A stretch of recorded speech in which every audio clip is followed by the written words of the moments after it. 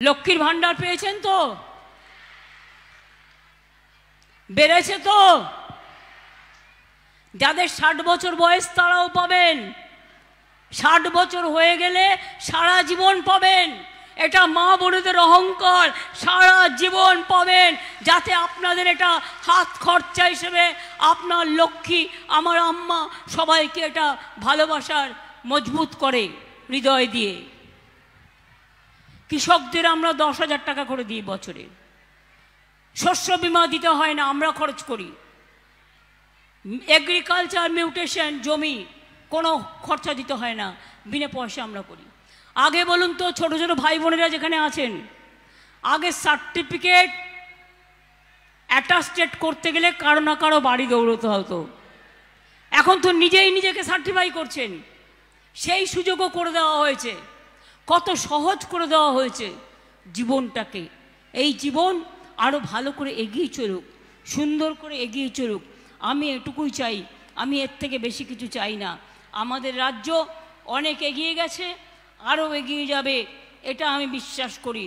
BJP government agency, government of the agency, by the agency and for the agency.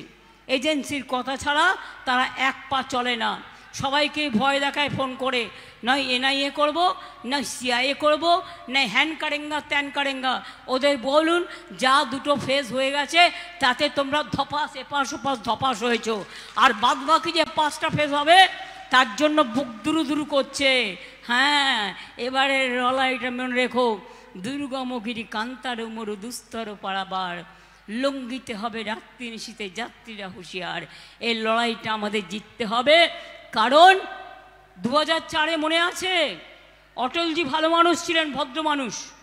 আমরা তার বিরুদ্ধে একটা কথাও বলিনি। কিন্তু অটলজির আমলে বিজেপি একটা স্লোগান দিয়েছিল, ইন্ডিয়া ইজ স্মাইলিং।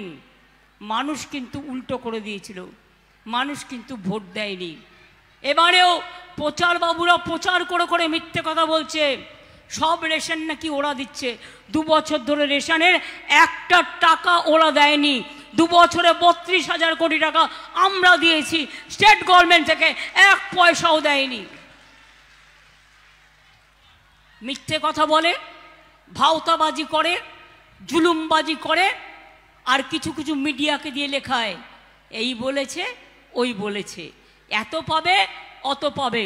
পরে দেখবেন মিডিয়ারও ক্রন্দন যখন হবে বিজেপির বিসর্জন।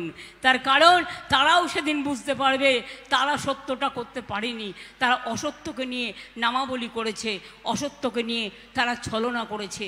এটা ঠিক নয়। তাই আগামী দিন আপনাদের আমি বলে যাই, প্রচারবাবু বলেছিলেন ইসবার 400 পার, আর আমি বলেছিলাম ইসবার পগার পার। আমি বলেছিলাম ইসবার 200 भी होगा ना, नहीं होगा पार। যদি এগুলো ভালো হয়, সত্য হয়, খাওয়াবেন তো? কি মুর্শিদাবাদের মানুষ খাওয়াবেন তো? কি মালদার মানুষ খাওয়াবেন তো? পি বাংলার মানুষ খাওয়াবেন তো? শুনুন, অত স্বস্তিতে নেই। এত ঝড়ে জলে রৌদ্রে ডুবেও ঝলসাতে ঝলসাতে আমি 1 মাস ধরে বাড়ির বাইরে, আরও 1 মাস আমায় করতে হবে। আর বিজেপি বাবুরা কত সুখে আছে। আমাদের চিফ মিনিস্টাররা কিচ্ছু পায় না। আমাদের নিজেদের হেলিকপ্টার ভাড়া করতে হয়, নিজেদের হোটেল ভাড়া করতে হয়, আর ওনাদের জন্য তো সব কিছু মাপ।